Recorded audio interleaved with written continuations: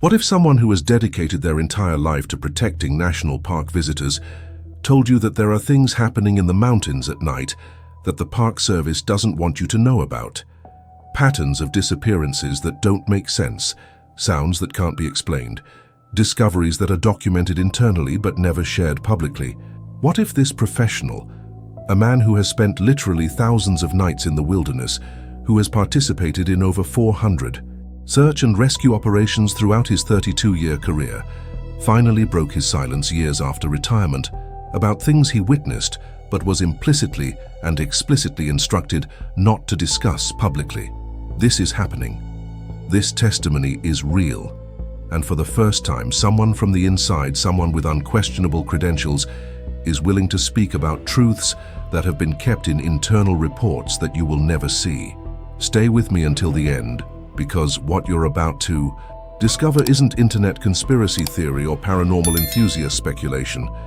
We're talking about the testimony of a U.S. National Park Service ranger who worked in some of the country's most visited and remote parks, who saw things that progressively disturbed him over decades, who began to notice patterns in disappearances that statistically shouldn't exist but repeat with unsettling consistency, and who, after retirement, when finally free from institutional pressures and the unwritten code of silence among rangers, decided that the public deserved to know what really happens when the sun sets on mountains and the forest transforms into something fundamentally different from the daytime environment that millions of tourists experience.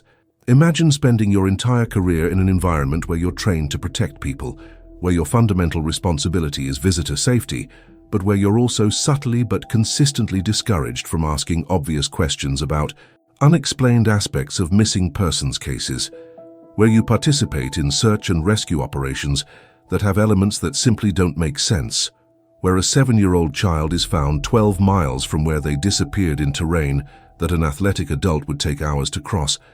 But when you try to document strange details in a report, your supervisor takes you aside and gently but firmly says, "We don't put those speculations in official reports. We only document verifiable facts." And you learn through years that there are things experienced rangers know but don't say, unwritten protocols about certain areas and certain circumstances, a don't ask, don't tell culture that permeates the organization in ways that outsiders would never perceive. Have you ever stopped to think why, with all the modern technology we have with GPS and thermal cameras and helicopters and trained teams, there are still people who disappear in national parks and are never found? And I'm not talking about 1 or 2 isolated cases per decade. I'm talking about hundreds of cases over the years where people simply evaporate in areas that are actively searched, where even sniffer dogs lose trails in ways that violate all training and experience, where discoveries eventually made raise more questions than they answer. And I'm talking about patterns in these disappearances that independent researchers like David Paulides have meticulously documented, but that the Park Service consistently downplays or doesn't comment on publicly. This is a testimony from Thomas Martinez, a ranger who served in Yosemite, Yellowstone, Rocky Mountain, and other parks for 3 decades. A man who has nothing to gain and potentially much to lose by speaking out, who risks his reputation and friendships with former colleagues, but who feels the moral weight of years of silence becoming intolerable, because he saw things during night patrols that he cannot explain through known wildlife or conventional human activity, because he participated in searches where the circumstances of how a person disappeared or where they were eventually found defy all logic, because over the years he began to keep an unofficial personal record of cases with anomalous elements and realized that they were not isolated aberrations, but a systematic pattern that repeats itself. And what you're about to discover may surprise you, not only because of the specific content of Thomas's experiences, but also because it reveals an institutional culture of not sharing complete information with the public about the history of certain areas, about cases with unexplained characteristics, about what veteran rangers know how to do and not do when they are alone in the wilderness at night.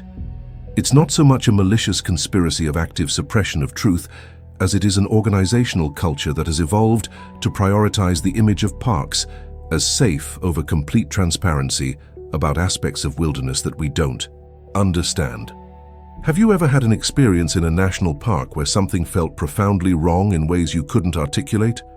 Where you heard sounds you couldn't identify, or felt an intense sensation of being watched without seeing anyone, or where instinct screamed at you to leave a specific area for no logical reason? If so, you're not alone, and what Thomas is about to share may finally give context to your experience. And if you've never had such an experience, what you learn may fundamentally change how you think about national parks and the precautions you should take when visiting wilderness areas. Because before we delve into specific cases Thomas witnessed, before we explore disturbing patterns he identified over decades, before we hear about sounds in the mountains at night that made experienced rangers retreat instead of investigating, you need to know who Thomas Martinez is, not as a mysterious figure with a dubious agenda, but as a professional with impeccable credentials, a career of dedicated service and specific and understandable reasons why he is finally breaking the silence he has maintained for so long. Before we get to know Thomas Martinez as a person and a professional, I need to ask you something that will make a real difference not only for this channel, but also for the possibility of truths like the one Thomas is sharing, reaching more people who need to know. If you have ever worked in national parks, whether as a ranger, search and rescue volunteer, or in any capacity where you witnessed strange aspects of disappearances or unexplained experiences in the wilderness, leave your story in the comments. It can be anonymous if necessary, but your testimony is important. Because institutional silence only works when individuals choose to remain quiet, and when multiple voices from within begin to corroborate patterns that Thomas describes, it becomes impossible to dismiss them as imagination or exaggeration by a single person. And if you're a park visitor who's had experiences you couldn't explain, sounds you heard during overnight camping that didn't seem to belong to a known animal, a sense of presence that made you leave a trail earlier than planned, or any moment where instinct told you something was profoundly wrong, document that in the comments too. Every first-hand account contributes to mapping patterns that authorities aren't officially tracking, or at least aren't sharing with the public. Your participation here is what makes this channel grow and reach more people with this type of content that rarely finds space in mainstream media because it challenges comfortable narratives about national parks as completely safe and understood environments. So if this topic resonates with you, if you value testimonies from professionals with decades of experience who are risking their reputations to share uncomfortable truths, please like this video. It's a simple yet powerful way of saying that investigations like this, which treat unexplained aspects of disappearances in parks with seriousness instead of sensationalism or dismissive skepticism, deserve to exist and be amplified. And if you're not yet subscribed to the channel, now is the perfect time. Click that subscribe button and activate the bell, because every week we bring you insider testimonies, analyses of documented cases, and explorations of patterns in disappearances that raise legitimate questions about the transparency of institutions responsible for our safety in the wilderness. You're not just a spectator here. You're part of a community of people who believe the public deserves complete information to make informed decisions about their own safety and that of their families when visiting national parks. Now, with you by my side in this investigation, let's get to know who Thomas Martinez really is, because before being a source of disturbing revelations, he is a man with a rich history, a career dedicated to public service, and a personal journey that took him from a young idealist passionate about nature to a disillusioned veteran who realized that the organization he served was not being completely honest with the public he had sworn to protect. Now I want to delve even deeper into this subject, because to truly understand the weight and credibility of the testimony you are about to hear, you need to know who Thomas Martinez is, not just as a ranger, but as a complete human being. We are not talking about a conspiracy theorist who spent his career behind the scenes without real field experience, or someone with an agenda of promoting sensationalist books or documentaries. We are talking about a 58-year-old man who literally dedicated his entire adult life to the National Park Service, who started as an idealistic junior ranger at 26 and retired in 2020 as one of the most respected and knowledgeable professionals in the entire system. And when you understand his journey, when you see photos of him in uniform through the decades, aging from a youth with boundless energy to a veteran with deep lines of experience on his face, you understand that the decision to speak publicly about disturbing aspects of his work was not taken lightly. Thomas was born in a small town in Colorado in 1965, the son of an elementary school teacher and a nurse. From childhood, he was the kind of boy who preferred being outside exploring the nearby forest to being inside playing video games, who kept detailed notebooks cataloging every bird and animal he saw, who camped in the backyard even when his parents said he could sleep comfortably inside. He describes a transformative moment at age 12 when his family took a trip to Yellowstone National Park and he saw Old Faithful Geyser for the first time. It wasn't just the geological spectacle that captivated him, but the feeling of being in a place that was bigger than humanity, that had existed for millions of years before him and would exist for millions more after. That represented something wild and untamed in a world that increasingly seemed controlled and predictable. The transformation of his youthful love for nature into a concrete career began in college when Thomas studied environmental science and natural resource management at the University of Colorado. He was a serious student, but not academically obsessed, more interested in courses that involved field work than classroom theory. During summers, he volunteered in various state parks, gaining hands-on experience in everything from trail maintenance to visitor education. And it was during one of these summers that he met Sarah Chen, a wildlife biology student who was researching moose populations. The connection was immediate and profound, based on a shared love for wilderness and a similar vision of a life dedicated to protecting special places. Thomas and Sarah married a year after graduation in 1990, and both applied for positions with the National Park Service. Thomas was accepted as a ranger in Yosemite. Sarah secured a position as a wildlife biologist in the same park, and the young couple moved to California, excited by the possibility of living and working in one of America's most iconic parks. The first few years were a period of intense learning for Thomas, absorbing knowledge from veteran rangers, learning the intricate geography of a park covering over 200 square miles, developing skills in everything from wilderness first aid to cliff rescue techniques to how to handle difficult tourists in ways that maintained safety without escalating conflict. Thomas's mindset in those early years was one of almost naive idealism. He saw work as a pure vocation, an opportunity to protect sacred places and help people experience nature safely.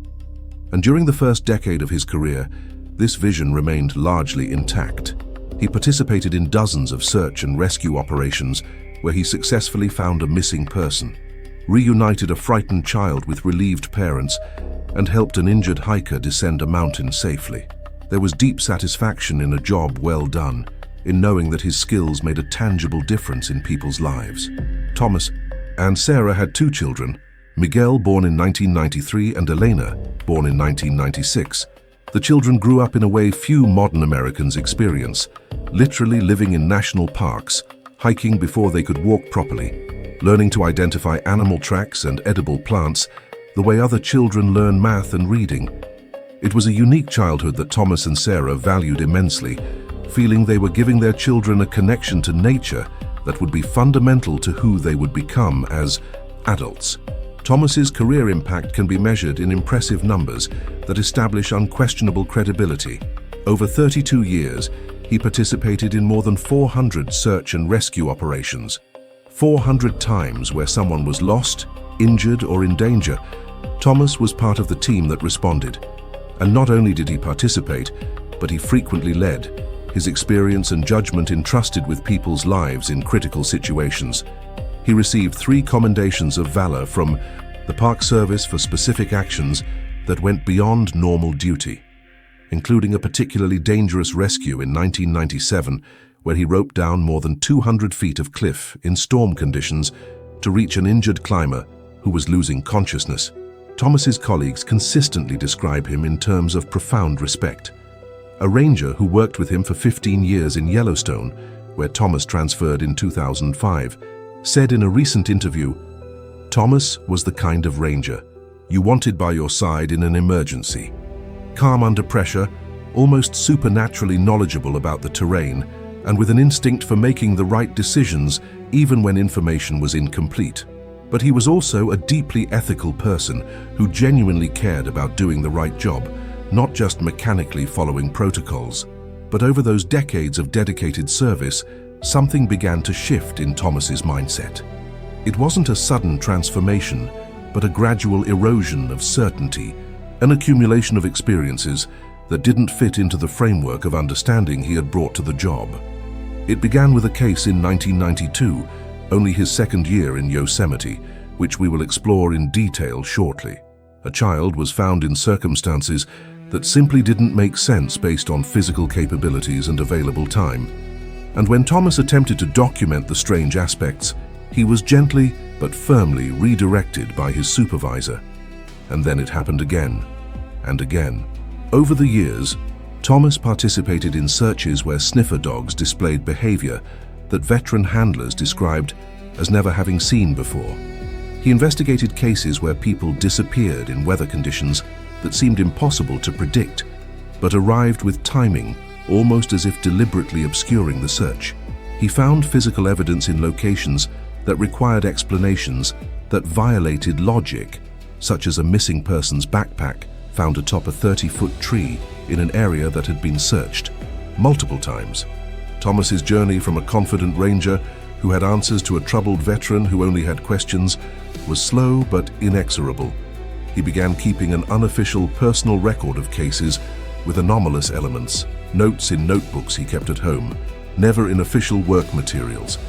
He discreetly compared notes with rangers in other parks when he met at conferences or training sessions, discovering that he wasn't alone in witnessing inexplicable things, but that there was an unwritten code of not discussing them publicly. There was even an informal term among veteran rangers for certain types of cases, strange files, mentioned only in private conversations with people they had built trust with over years of working together. As Thomas advanced in his career, as his responsibilities grew and he participated in higher-level briefings, he realized that the culture of not asking questions, of documenting only verifiable facts and avoiding speculation, was not just a preference of individual supervisors, but a systemic policy coming from the top. There was no official memo saying, "Don't report strange aspects of cases," but there was consistent and subtle pressure that shaped behavior as effectively as written rules. Thomas describes a moment of clarity in 2018, 2 years before his planned retirement, when he participated in a particularly unsettling search in Rocky Mountain that we will explore later. He was driving back after days of exhausting effort that had ended in a discovery that raised more questions than it answered, and he realized that he had spent decades internalizing discomfort with aspects of the work that he should have openly questioned. He realized that by accepting a culture of silence, he had become complicit in keeping the public uninformed about wilderness realities they deserved to know. The truth about Thomas's decision to speak publicly after retirement wasn't motivated by a desire for attention or financial gain. He refuses offers from sensationalist media, hasn't written a book, and isn't selling a course or product. He simply feels the moral weight of years of silence becoming intolerable, especially when he sees new missing persons cases with familiar patterns and knows that families aren't receiving complete information about the history of areas where loved ones disappeared. He has a comfortable pension and doesn't need additional income. He has an established reputation that he risks by speaking out. But he decided that doing the right thing was more important than maintaining the comfort of silence. Comment below, a true ranger. If you perceive that Thomas's credentials and history establish that he is not a person with a dubious agenda, but an experienced professional making the difficult decision to prioritize public transparency over institutional loyalty. Now I want to delve even deeper into this subject, because Thomas's transformation from an idealistic ranger who believed he had answers for everything into a troubled professional who realized that wilderness held mysteries that no one was willing to confront began with a specific case in 1992, only his second year in Yosemite. And when you hear the details of this case, when you understand how impossible the circumstances were, but how real and well documented everything was, you begin to understand why Thomas couldn't simply file the experience away and move on as he was seemingly expected to do.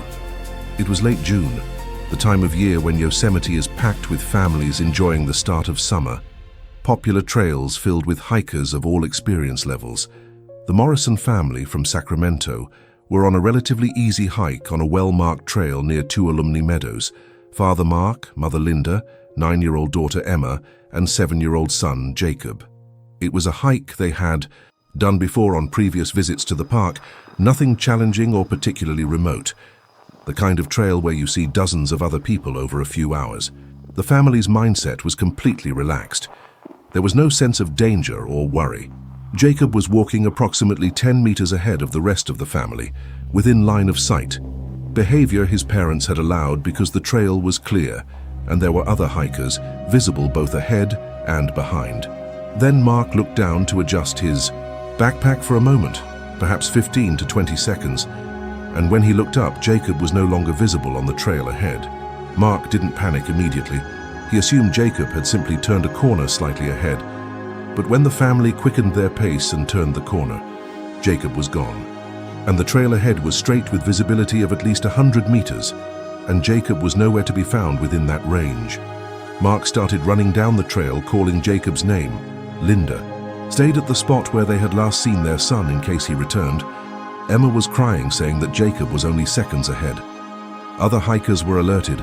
Everyone started searching, and within 20 minutes, forest rangers were contacted and a formal search operation began. Thomas, who was on patrol nearby, was one of the first rangers to arrive on the scene, arriving approximately 40 minutes after Jacob was reported missing. The impact of the first hours of the search was one of growing frustration because the situation simply didn't make sense. Jacob had disappeared on a popular trail in the middle of the day, with multiple witnesses in the area, had moved out of sight for at most 20 seconds, and somehow wasn't in any obvious place a 7-year-old could reach in that time. Teams searched vegetation on both sides of the trail, checked every possible direction, and constantly called his name. A helicopter was brought in and made passes over the area, until darkness forced a pause in the active search. No sign of Jacob had been found. The search resumed at dawn with expanded resources. Thomas was on one of the ground teams, systematically scouring the area in a grid pattern. On the second day, then the third, frustration began to give way to growing fear that perhaps Jacob had fallen victim to an animal predator or had fallen into a hidden crevice or pit. Parents were devastated, oscillating between desperate hope and preparing for worse news. And then, on the morning of the fourth day, a call came over the radio that made Thomas's heart stop. Jacob had been found alive. The journey to the location where Jacob was found took Thomas and his team approximately 3 hours of difficult hiking through terrain that was significantly more challenging than the trail where Jacob had disappeared. It was approximately 12 miles in a straight line from the original trail, but the actual distance through mountainous terrain was closer to 15 to 16 miles. And it wasn't flat terrain. It was a combination of steep inclines, rocky sections that required the use of hands to climb, and densely forested areas where navigation was difficult, even with a map and compass. Thomas, who was in excellent physical condition and had years of wilderness experience, found the crossing exhausting. The idea of a 7-year-old child traversing even such terrain was absurd. But there was Jacob, sitting under a large tree near a small stream, visibly frightened and tired, but fundamentally unharmed. He did not have serious hypothermia, despite 4 nights in temperatures dropping to 40 degrees Fahrenheit. He was not severely dehydrated, despite having no water supply. He had no significant injuries beyond a few minor scratches. His clothes were dirty, but not torn in the way one would expect from traversing miles of dense vegetation. It was as if he had been transported to the location and placed there relatively gently, rather than having made the journey under his own power. The truth about what Jacob said when the paramedic and ranger who first found him asked how he got there is what transformed the strange case into something Thomas would never forget. Jacob, with the clarity and consistency of a 7-year-old who has no reason to invent an elaborate story, described how, after wandering away from his family on the trail, he had seen a big hairy man who seemed nice and who had approached him. The big man had gestured for Jacob to follow him, and Jacob, with the confidence of a child who hasn't yet developed appropriate caution around strangers, had followed. The big man had then bent down and allowed Jacob to climb onto his back, and had carried Jacob very quickly through the woods. Jacob described that the large man did not speak but was kind, and that he had shared food with Jacob, fruits and nuts that Jacob did not recognize, but ate because he was hungry. He said that during the nights, the large man had built a kind of shelter of branches and leaves, and had lain down near Jacob, keeping him warm with his body heat. Then, on the morning of the fourth day, the large man had left Jacob under a tree near a stream and had gone away, and shortly afterward, a search helicopter had passed by and the crew had seen Jacob and landed, used to recover it. The impact of this story on Thomas when he heard it in a briefing after Jacob was evacuated and reunited with his parents was one of profound discomfort that he couldn't fully articulate, because every professional and rational instinct told him that Jacob's story couldn't be literal. It had to be the imagination of a traumatized child processing the experience of being lost in a way that made sense to a 7-year-old brain. But there were problems with the imagination explanation. Jacob was in a location the child couldn't reach on his own in the available time.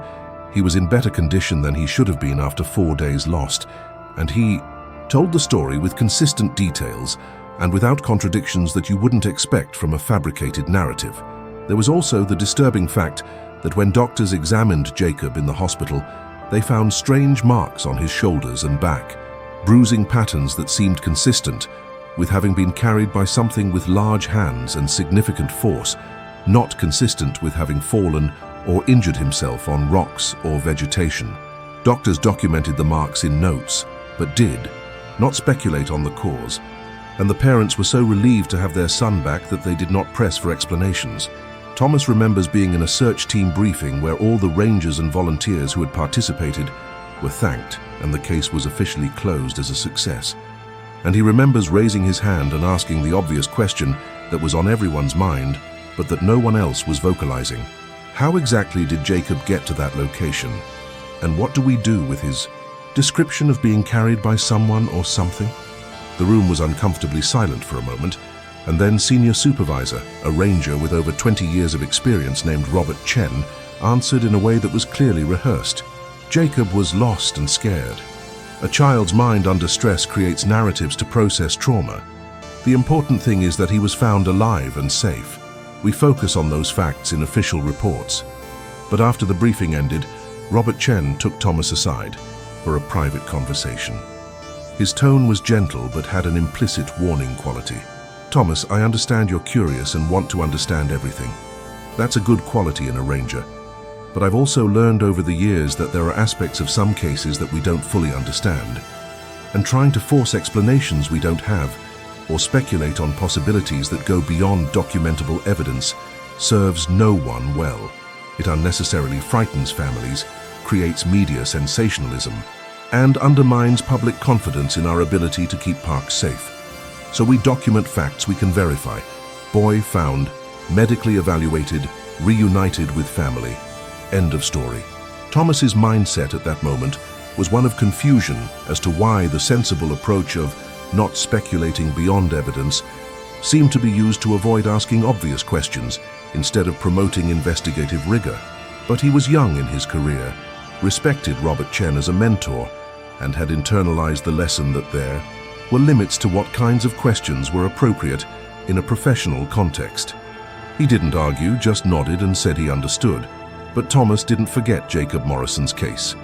He kept newspaper clippings about the disappearance and rescue, noted details in a personal notebook, and as years passed and he participated in more search and rescue operations, he began to notice that Jacob's case wasn't as unique as he had initially thought.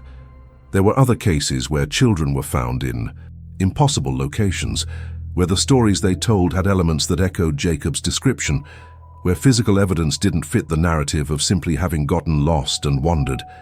And every time Thomas tried to raise strange aspects in briefings or reports, he was gently but consistently redirected to stick to the verifiable facts. Now I want to delve even deeper into this subject, because the Jacob Morrison case in 1992 was just the first drop in what would become a constant rain of cases with inexplicable elements that Thomas would witness throughout his 3-decade career. And as the years passed, as he participated in literally hundreds of search and rescue operations in multiple national parks, Thomas began to do what was apparently institutionally discouraged, but which his investigative instinct could not suppress: keeping an unofficial personal record of cases with anomalous characteristics, looking for patterns, trying to understand if there were connections between disappearances that superficially seemed unrelated. And what he discovered was a disturbing revelation that he was not dealing with a series of random and unique events, but with repetitive patterns that suggested systematic phenomena operating in national parks. The first pattern Thomas identified, and which Jacob's case perfectly exemplified, was that of young children, typically between 4 and 9 years old, being found alive at distances and elevations that were statistically and physically impossible for their capabilities. And when you hear not just 1 or 2 examples, but dozens over the years, the pattern becomes impossible to ignore.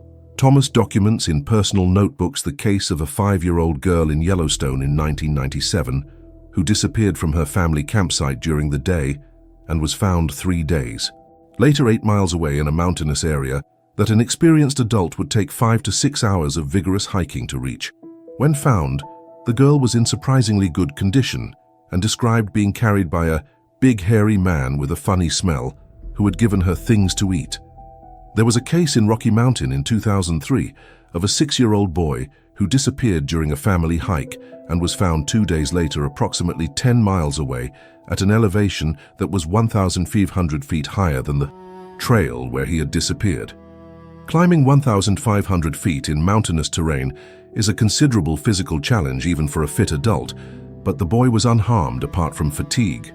His description was of a big but cool animal that had helped him climb the mountain and kept him warm during cold nights.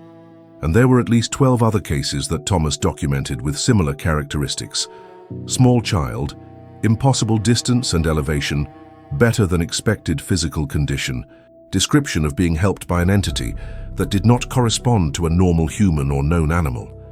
The shift from viewing these cases as individual aberrations to recognizing them as a pattern happened gradually, as Thomas compared notes not only from his own experiences, but also through discreet conversations with rangers at other parks during conferences and training sessions. He discovered that multiple veteran rangers had noticed the same phenomenon, but, like him, had been discouraged from officially documenting or publicly discussing it. There was tacit recognition among certain experienced rangers that children are sometimes found in places that don't make sense, but the phrase was uttered in a tone that indicated further investigation was unwelcome.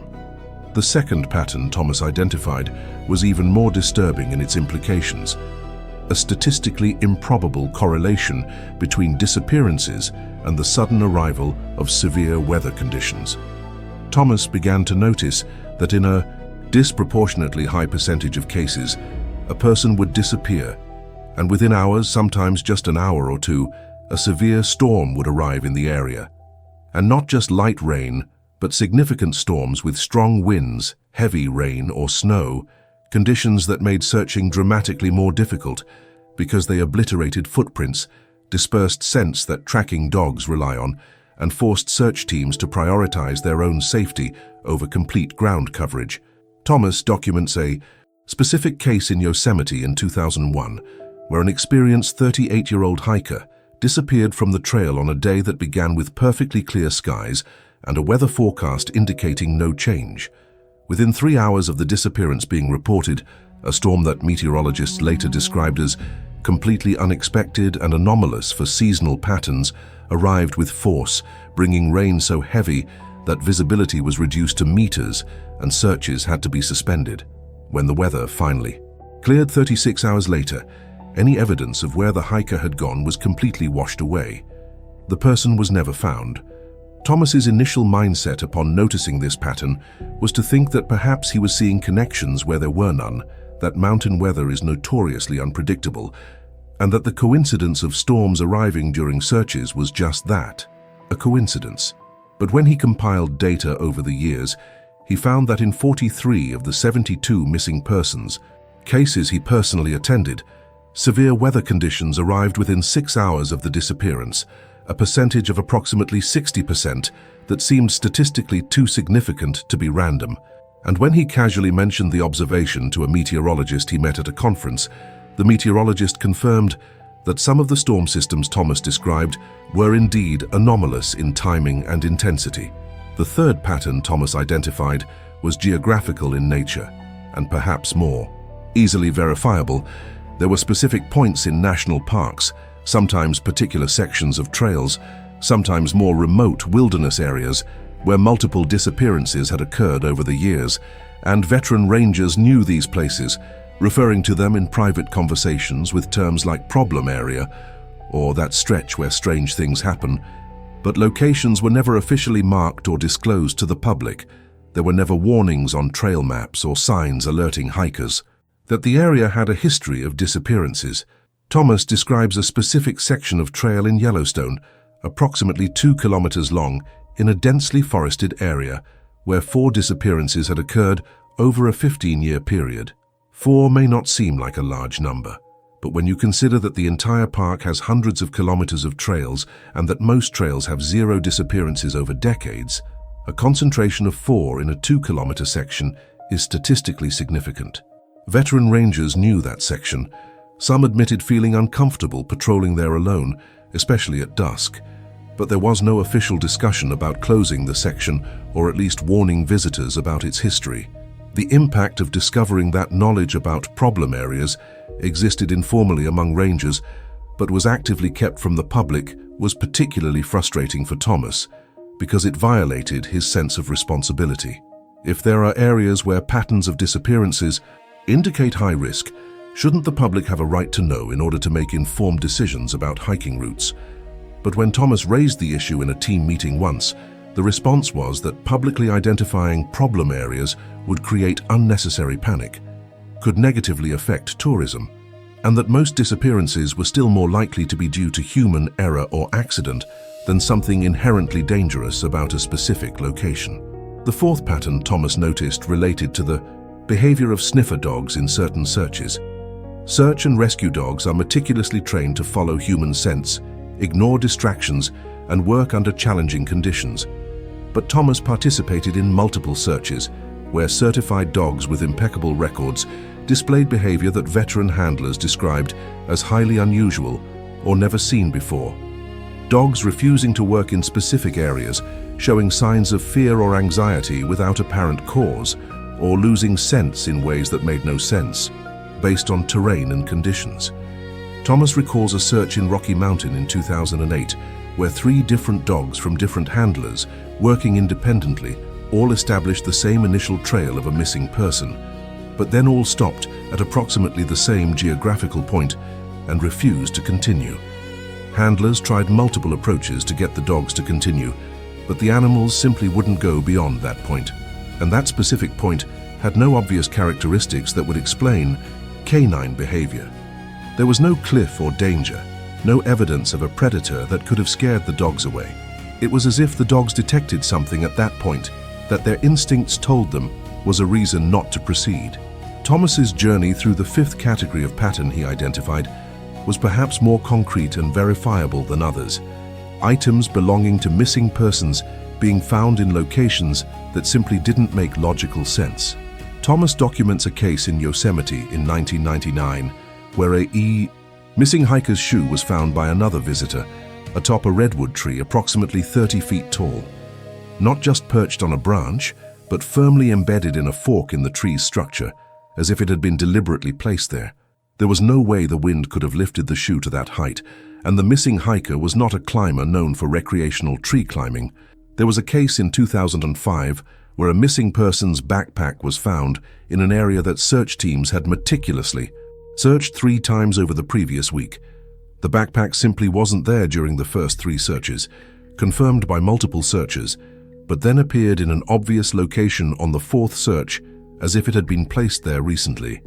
And forensic analysis of the backpack showed that it had no weather or animal damage consistent with having been in wilderness for a week. It was relatively clean, as if it had been stored indoors.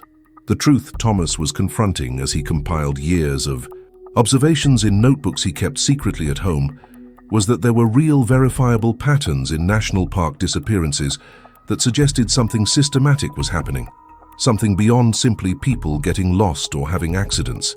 And more disturbingly, there was an active institutional culture of not documenting or investigating these patterns, of keeping discussions confined to private conversations among veteran rangers, of presenting the public face of parks as completely understood and controllable environments when the reality was far more complex and in some respects inexplicable.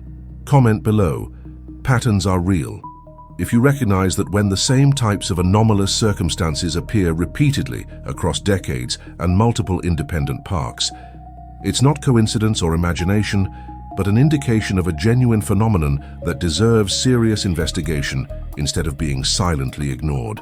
Now, I want to delve even deeper into this subject because the Jacob Morrison case in 1992 was just the first drop in what would become a constant rain of cases with inexplicable elements that Thomas would witness throughout his 3-decade career. And as the years passed, as he participated in literally hundreds of search and rescue operations in multiple national parks, Thomas began to do what was apparently institutionally discouraged, but which his investigative instinct could not suppress: keeping an unofficial personal record of cases with anomalous characteristics, looking for patterns, trying to understand if there were connections between disappearances that superficially seemed unrelated. And what he discovered was a disturbing revelation that he was not dealing with a series of random and unique events, but with repetitive patterns that suggested systematic phenomena operating in national parks.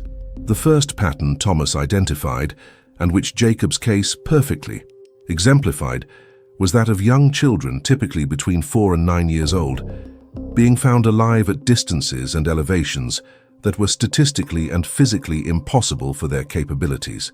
And when you hear not just 1 or 2 examples, but dozens over the years, the pattern becomes impossible to ignore. Thomas documents in personal notebooks the case of a 5-year-old girl in Yellowstone in 1997 who disappeared from her family campsite during the day and was found 3 days later 8 miles away in a mountainous area that an experienced adult would take 5 to 6 hours of vigorous hiking to reach. When found, the girl was in surprisingly good condition and described being carried by a big hairy man with a funny smell who had given her things to eat. There was a case in Rocky Mountain in 2003 of a 6-year-old boy who disappeared during a family hike and was found 2 days later approximately 10 miles away at an elevation that was 1,500 feet higher than the trail where he had disappeared. Climbing 1,500 feet in mountainous terrain is a considerable physical challenge, even for a fit adult. But the boy was unharmed apart from fatigue. His description was of a big but cool animal that had helped him climb the mountain and kept him warm during cold nights. And there were at least 12 other cases that Thomas documented with similar characteristics. Small child, impossible distance and elevation, better than expected physical condition, description of being helped by an entity that did not correspond to a normal human or known animal. The shift from viewing these cases as individual aberrations to recognizing them as a pattern happened gradually, as Thomas compared notes not only from his own experiences, but also through discreet conversations with rangers at other parks during conferences and training sessions.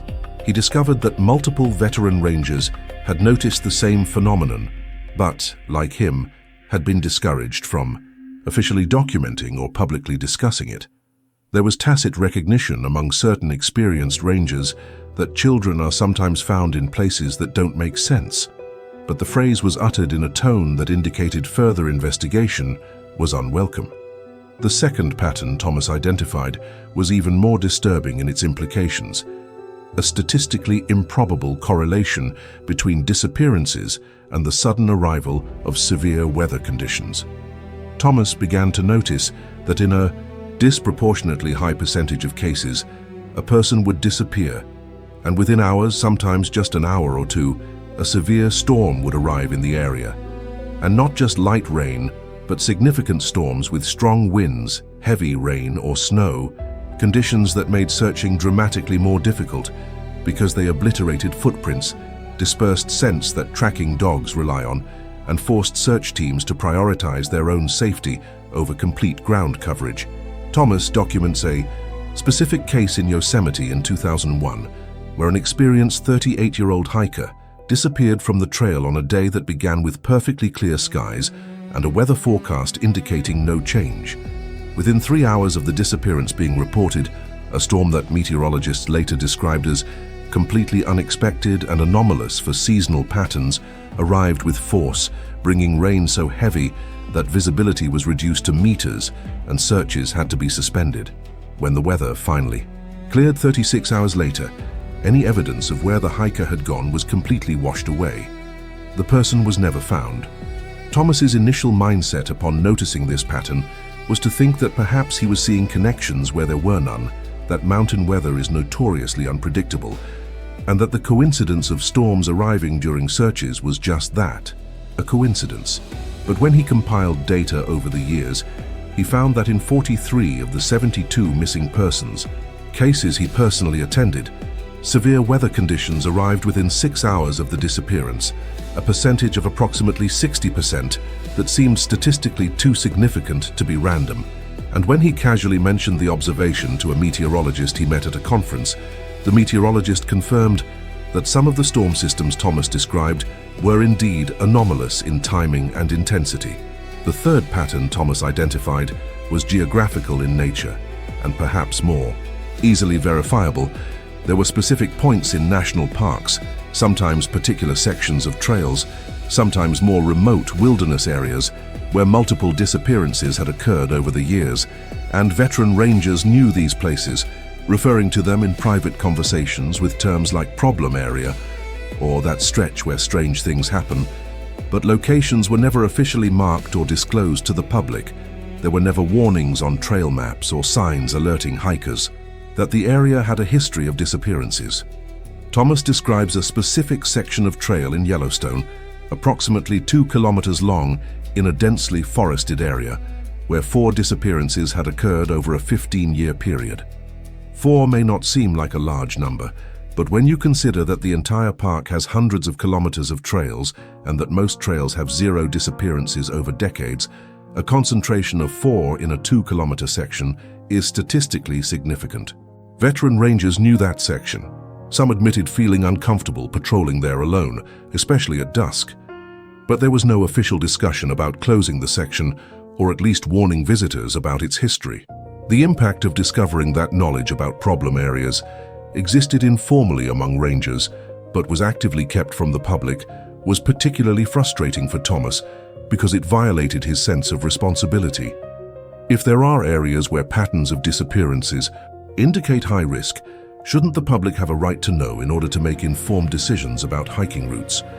But when Thomas raised the issue in a team meeting once, the response was that publicly identifying problem areas would create unnecessary panic, could negatively affect tourism, and that most disappearances were still more likely to be due to human error or accident than something inherently dangerous about a specific location. The fourth pattern Thomas noticed related to the behavior of sniffer dogs in certain searches. Search and rescue dogs are meticulously trained to follow human scents, ignore distractions, and work under challenging conditions. But Thomas participated in multiple searches where certified dogs with impeccable records displayed behavior that veteran handlers described as highly unusual or never seen before.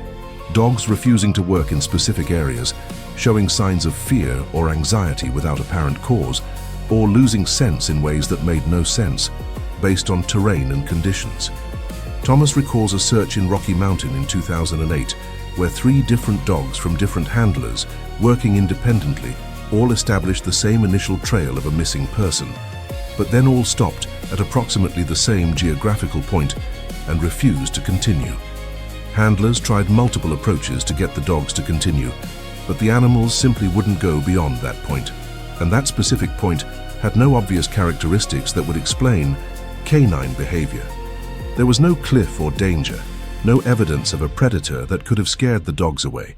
It was as if the dogs detected something at that point that their instincts told them was a reason not to proceed. Thomas's journey through the 5th category of pattern he identified was perhaps more concrete and verifiable than others. Items belonging to missing persons being found in locations that simply didn't make logical sense. Thomas documents a case in Yosemite in 1999 where a missing hiker's shoe was found by another visitor atop a redwood tree approximately 30 feet tall.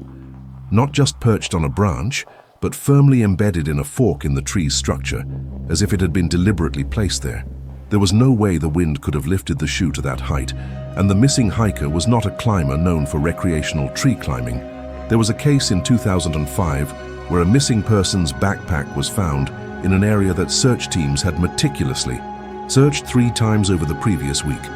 The backpack simply wasn't there during the first 3 searches, confirmed by multiple searchers, but then appeared in an obvious location on the 4th search as if it had been placed there recently.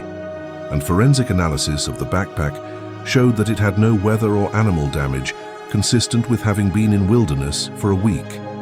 It was relatively clean, as if it had been stored indoors. The truth Thomas was confronting as he compiled years of observations in notebooks he kept secretly at home was that there were real verifiable patterns in national park disappearances that suggested something systematic was happening, something beyond simply people getting lost or having accidents. And more disturbingly, there was an active institutional culture of not documenting or investigating these patterns, of keeping discussions confined to private conversations among veteran rangers, of presenting the public face of parks as completely understood and controllable environments when the reality was far more complex and in some respects inexplicable. Comment below. Patterns are real. If you recognize that when the same types of anomalous circumstances appear repeatedly across decades and multiple independent parks, it's not coincidence or imagination, but an indication of a genuine phenomenon that deserves serious investigation instead of being silently ignored. Now I want to delve even deeper into this subject, because the patterns Thomas identified through analysis of documented cases only tell part of the story. The other part, perhaps even more disturbing, comes from his personal experiences during night patrols and search operations that extended into the darkness. And when you understand what experienced rangers regularly witness in the mountains at night, but rarely discuss openly, you begin to understand why there is such a strong culture of silence, because publicly admitting these experiences would seem professionally risky or even ridiculous. But Thomas, now free from the pressures of an active career, is willing to describe the hidden truth that wilderness at night is fundamentally different from wilderness during the day, and that there are things happening after dark that defy explanation through known wildlife or conventional human activity. Thomas spent literally thousands of nights in national parks over 3 decades. Some were routine patrols, others were search and rescue operations that continued through darkness, because the urgency of finding a missing person outweighed safety concerns about working at night. And through those thousands of nights, Thomas heard sounds he can't satisfactorily explain, even after years of experience identifying wildlife vocalizations. He describes a specific sound he first heard in Yosemite in the mid-90s, and then heard variations of multiple times throughout his career in different parks, a vocalization that sounded almost human, like someone calling or shouting in the distance, but with a quality that was slightly off, as if something was mimicking a human voice but couldn't quite replicate it perfectly. The transformation from hearing that sound for the first time to recognizing it as a recurring pattern happened over years. Thomas explains that the first time he heard it, he was on solo night patrol in a remote area of Yosemite at approximately 2 in the morning. He heard what sounded like a person shouting "help" in the distance, a sound muffled by the forest but still audible. His immediate instinct was to respond, use his radio to report a possible person in distress, and start moving towards the sound. But as he listened more carefully, he realized there was something strange about the vocalization. The rhythm was slightly off. The intonation wasn't quite how a human would actually shout for help. There was a mechanical or artificial quality, as if the word was being played back rather than spoken organically. Thomas reported the sound on the radio and awaited instructions, and the veteran ranger who was coordinating that night replied in a tone Thomas never forgot, a mixture of weariness and something like resignation. "Thomas, are you in the Bishop Creek area? If so, ignore the sound. It's not what it seems. Return to the station." Thomas, confused and somewhat alarmed, followed instructions but felt deeply disturbed. The next day, he asked the veteran ranger about his response, and the older man took him aside and explained that experienced Yosemite rangers knew that area as a place where strange sounds occurred regularly, that multiple rangers had gone to investigate over the years and never found a source, and that it had become unwritten protocol not to waste resources chasing what was probably, and here the ranger hesitated, then finished with, "a natural phenomenon that we don't fully understand." Thomas's mindset at that moment was to want to press for a better explanation, but the veteran ranger was clearly unwilling to elaborate further, and Thomas was still young enough in his career not to want to be seen as problematic. But over the following years, Thomas heard variations of that same type of vocalization, sounds that seemed human but were slightly off, in multiple different parks, and he began to recognize a pattern among veteran rangers of not reacting to these sounds the way they would to a genuine human cry for help. There was a tacit understanding that certain nighttime vocalizations were something else. The impact of hearing not only strange vocalizations, but also sounds of movement through forest that defied identification was a regular experience for Thomas during night patrols. He describes the sound of something large moving through dense vegetation at night with a speed and coordination that didn't fit the profile of a bear or other known large animals. Bears make substantial noise when moving through vegetation. They are powerful but not particularly agile or silent. Deer and moose are quieter but make distinct hoof sounds and don't move through dense vegetation deliberately. They tend to use established animal trails. But Thomas repeatedly heard sounds of movement that were deliberate and purposeful, as if something large were navigating through the forest with a specific purpose, but doing so with a level of silence that required agility and environmental awareness he didn't associate with known wildlife. And occasionally, sounds of movement seemed to be following him as he patrolled, keeping a parallel distance but adjusting course when Thomas adjusted his behavior that suggested intelligence and perhaps curiosity rather than random animal movement. There was also a sensory experience that Thomas and other veteran rangers describe as even more difficult to articulate or document objectively. An intense feeling of being watched in specific areas at night. It's not vague paranoia or general discomfort of being alone in a dark forest. It's a visceral physical sensation that makes the hairs on your neck stand on end, that creates a state of hyper-vigilant alertness, that every survival instinct is screaming that you are not alone, and that the presence watching you has a specific interest in you. Thomas describes the sensation as being so strong on occasions that he could almost pinpoint the direction it was coming from, feeling the weight of a particular direction of gaze, even without seeing anything in that direction with a flashlight. Thomas's journey through the unwritten protocol among veteran rangers was a gradual revelation as he gained the trust of more experienced colleagues. The protocol essentially was, if you are patrolling alone at night and experience that particular feeling of intensely focused, watchful presence, especially in areas veteran rangers recognize as active, you do not investigate. You do not attempt to approach whatever is creating the sensation. Instead, you calmly but deliberately return to a populated area, or at least an open area, where you have better visibility and where the presence of other nearby humans offers security through numbers. Thomas admits that the protocol sounds cowardly or unprofessional when described that way. That instinct should be to investigate and identify a possible threat. But he explains that multiple rangers over the years, including himself, tried to approach the source of the sensation, tried to locate what they were observing, and invariably found nothing visible. But the sensation intensified to the point of creating genuine fear, a kind of primal fear response that is difficult to ignore through professional training. And the collective wisdom that evolved was that whatever created the sensation, direct confrontation was not advisable, and discreet withdrawal was the most prudent response. Thomas describes a specific case that perfectly exemplifies the experience. It was in Rocky Mountain in 2012, during a nighttime search operation for a hiker who had not returned as expected. Thomas was working with a partner, a ranger named David Kim, with 12 years of experience of his own.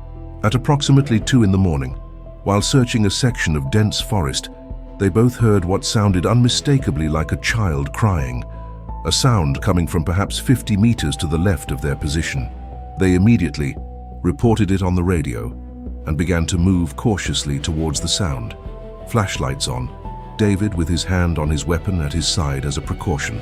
The truth about what happened in the next few minutes is something Thomas says he'll never forget. As they approached the area where the sound seemed to originate, the crying grew louder, more distinct, definitely sounding like a small child in distress.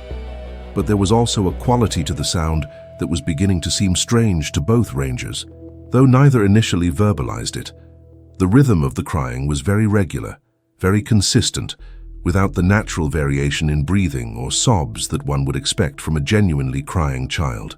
It was almost like a looped recording of a child crying rather than the real thing. And then abruptly, the crying stopped completely. Total silence for perhaps 5 seconds.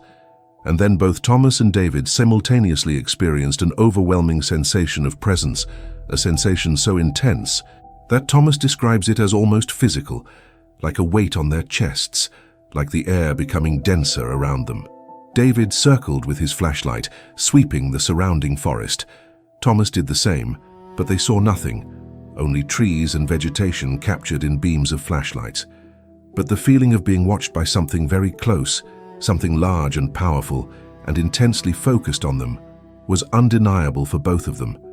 David said in a low but urgent voice, "Thomas, we need to get out of here now." And Thomas, who felt exactly the same compulsion to retreat, agreed immediately. They both retreated, holding flashlights sweeping. They led the way, moving as quickly as they safely could through the uneven terrain. Neither of them explicitly verbalized fear during the retreat, but when they reached the main trail and more open area where the rest of the search team was, both were breathing heavily and visibly shaken. Later that morning, after daylight returned and the search operation resumed, Thomas and David returned with a larger team to the area where they had heard crying. On soft ground near a small stream, they found footprints. Footprints that were human in general shape, with 5 clearly defined toes and a configuration similar to a human foot, but which were disproportionately long, approximately 17 inches from heel to toe and wide in a way that suggested substantial weight. Toe configuration was slightly off as well. Toes were more uniformly sized than normal human toes, and the spacing between them was different. Impressions were deep, indicating that whatever made them was heavy, and the spacing between footprints suggested a very long stride, much longer than the average human. The impact of this discovery was profound for both Thomas and David. They took photos of the footprints, carefully measured them, and documented their location with GPS. When they reported the discovery at the briefing, the atmosphere in the room changed noticeably. The senior supervisor, a woman with 25 years of experience, carefully examined the photos and then said something that Thomas considers highly revealing. "These footprints don't go into the official report. The hiker we were looking for was found safe earlier this morning in a completely different area, so there's no connection between the footprints and the search operation. File the photos in your personal records if you want, but officially we don't document it." And that was the last word on the matter officially. But in subsequent private conversations, multiple veteran rangers confirmed to Thomas that they had seen similar footprints on occasion over the years, always in contexts where official documentation was discouraged or impossible, always with a tacit understanding that public discussion would create more problems than it would solve. And Thomas realized he was being initiated into an unofficial club of rangers who knew there was something in national parks, something big and intelligent that preferred to avoid humans, but occasionally interacted in ways that defied explanation through catalogued wildlife or conventional human activity. Now I want to delve even deeper into this subject, because over 3 decades Thomas witnessed dozens of cases with strange elements, but there is one specific case that stands out as a turning point in his psychological life, where the line between professional discomfort and moral crisis was definitively crossed. It was in Rocky Mountain National Park in September 2008, a case that Thomas describes as the moment when he realized he could no longer rationalize or minimize what he was witnessing. where the physical evidence was so profoundly disturbing and inexplicable that continuing to accept the culture of silence seemed morally unsustainable. And when you hear the details of this case, when you understand not only what was found, but how it was handled institutionally, you understand why Thomas carries the weight of it to this day. The case began on September 23rd, when a 34-year-old woman named Rebecca Chen, unrelated to the previously mentioned David Kim, was reported late by her boyfriend, who was expecting her return from a solo hike she had planned for that day. Rebecca was not a casual tourist, but an extremely experienced hiker and mountaineer who had completed multiple technical ascents in Colorado and other states, someone intimately familiar with wilderness and who took appropriate precautions. She had left detailed information with her boyfriend about her planned route, the specific trail she would be taking, and her estimated return time. When she failed to appear within 3 hours of her expected return time and did not answer her phone, her boyfriend appropriately contacted forest rangers. The transformation from a latecomer to a full-fledged search and rescue operation happened quickly, because Rebecca's profile as an experienced hiker who followed protocols meant that the delay was anomalous and potentially serious. Thomas, who at that point had 16 years of experience and was frequently assigned as a team leader, was tasked with leading one of 4 ground teams that would scour Rebecca's planned route and surrounding areas. The search began on the afternoon of September 23rd and continued through the night, then through the following entire day, then for 2 more full days. It was a massive search with over 100 people eventually participating, helicopters making regular passes, sniffer dogs being brought in, absolutely nothing being spared in terms of resources. But days passed without any discovery. Rebecca seemed to have simply disappeared from the well-marked trail in the middle of the day. There was no evidence that she had left the trail, no signs of struggle or distress, no equipment left behind, nothing to explain where she had gone. And then on the morning of September 28th, the 5th day of the search, Thomas's team received a radio call from another team that was searching an area approximately 3 miles off Rebecca's planned route. They had found a body in a remote and steep ravine, a body that, based on an initial physical description, appeared to be Rebecca's. Thomas's mindset as his team navigated difficult terrain to reach the location was one of grim anticipation of confirming death, but also some sense of closure that at least the family would have a body to bury and an answer about Rebecca's fate.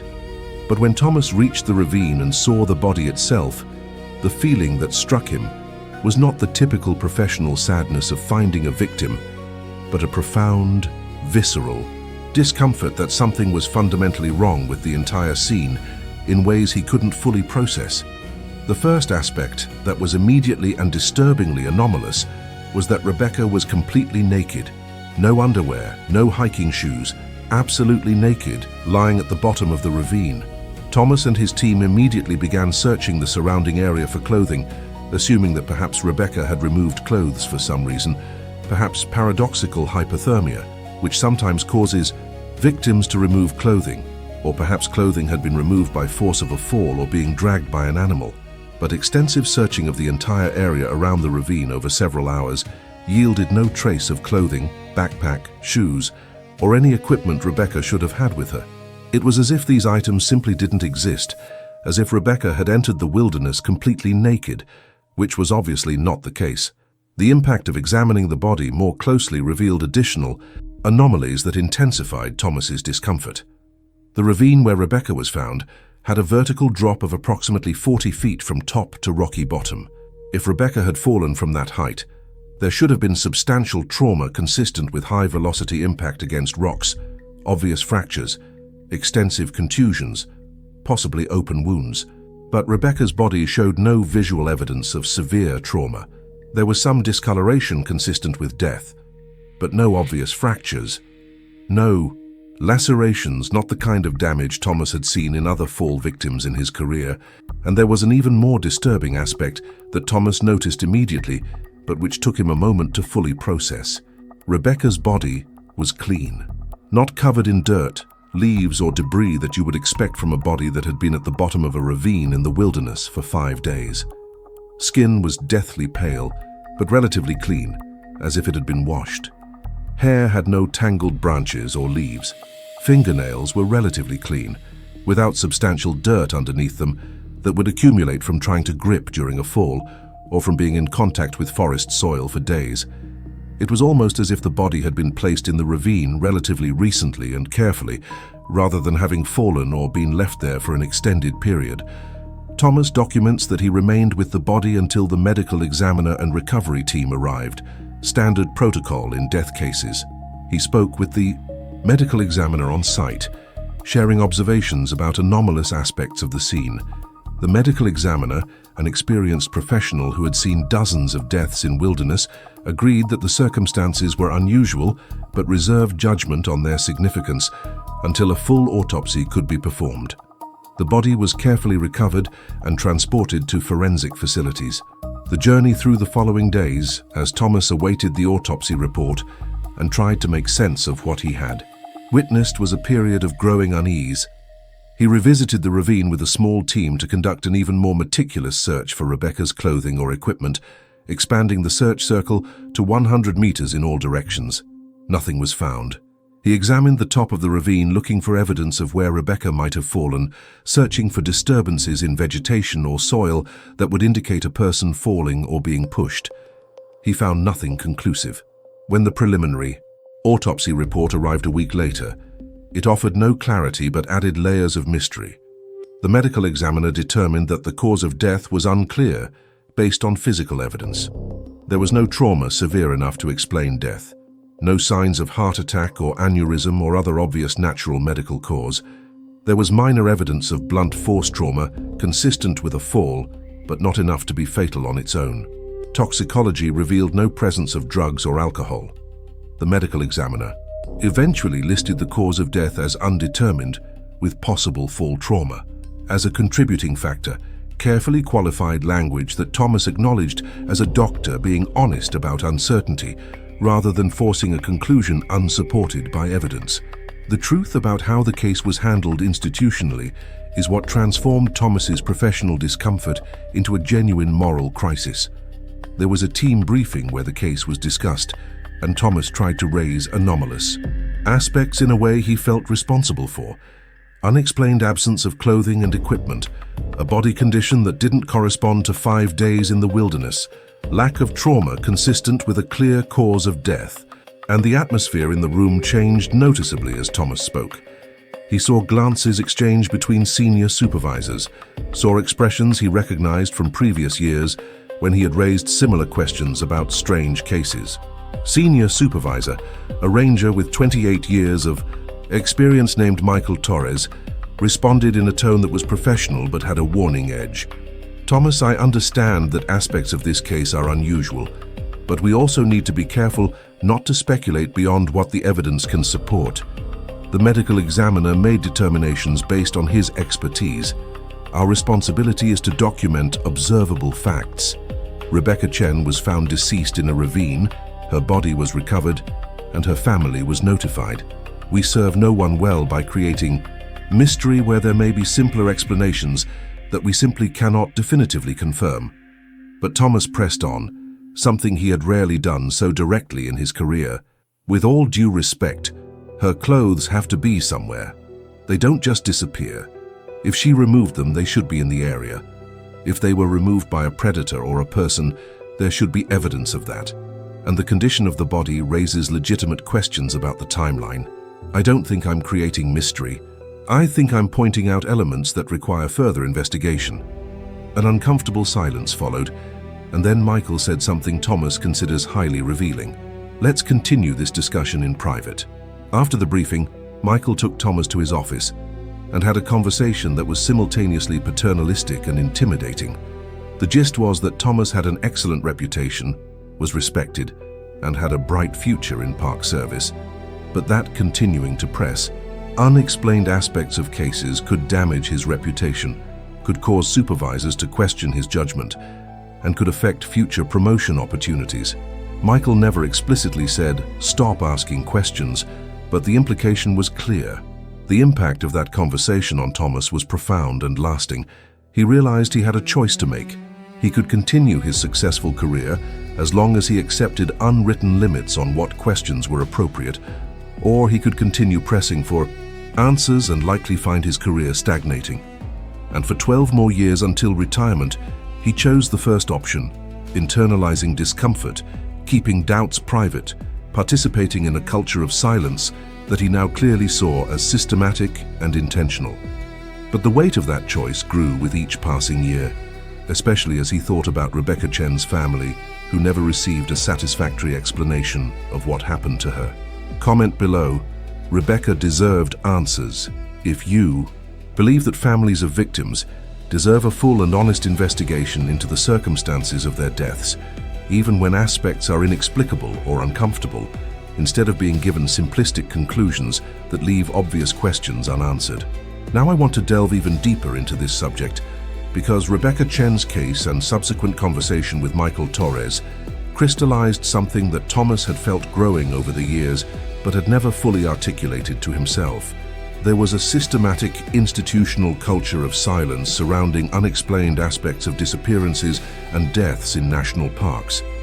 And when you understand the dynamics of how this culture works, when you see that it's not high-level malicious conspiracy but something more subtle and in some ways more insidious, you understand why it's so effective at keeping experienced rangers quiet, and why breaking that silence requires considerable courage even after retirement. Thomas's transformation from a ranger who occasionally questioned odd aspects of cases to a ranger who consciously participated in a culture of silence was gradual but inexorable.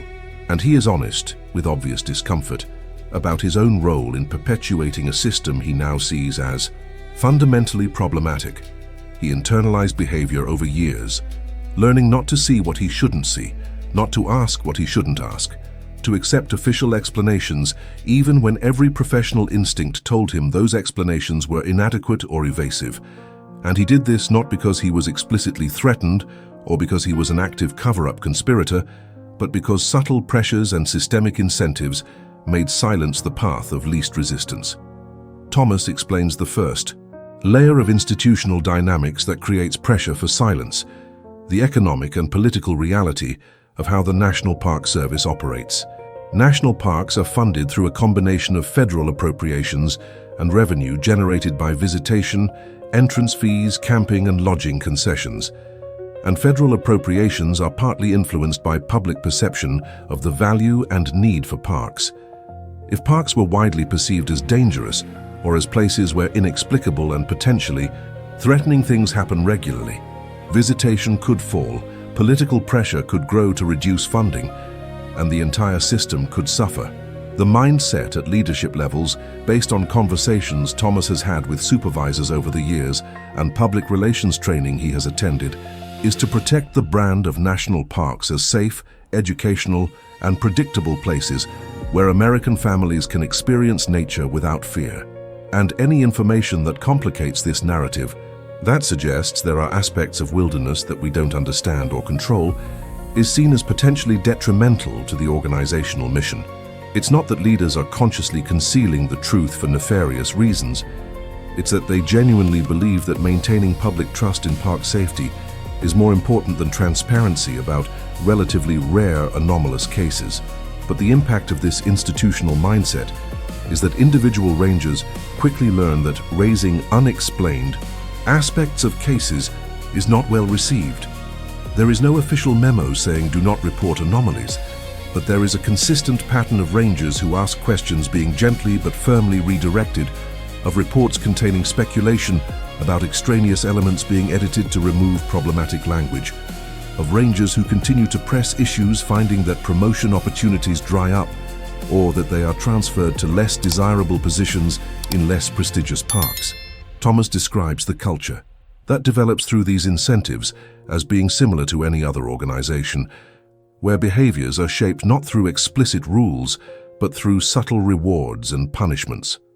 Rangers who get the program, who document only basic observable facts and don't make waves with speculation about mysteries, are seen as reliable professionals who rise through the ranks. Rangers who persist in asking uncomfortable questions are seen as problematic, as people who don't understand the larger organizational mission and find their careers stagnating. Thomas's journey through this dynamic was one of initial resistance to eventual capitulation. In the early years after the Jacob Morrison case, he would occasionally still try to raise strange aspects of cases in briefings or reports.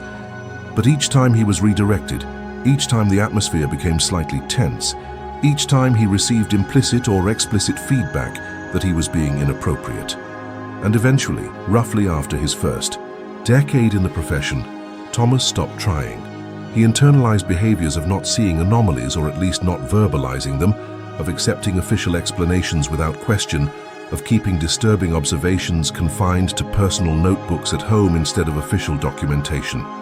And Thomas admits, with what is clearly considerable shame, that there was also an element of self-preservation and career ambition in his silence. He loved work, loved being in parks, wanted to advance to positions of greater responsibility and authority, and he knew that making waves would compromise those goals.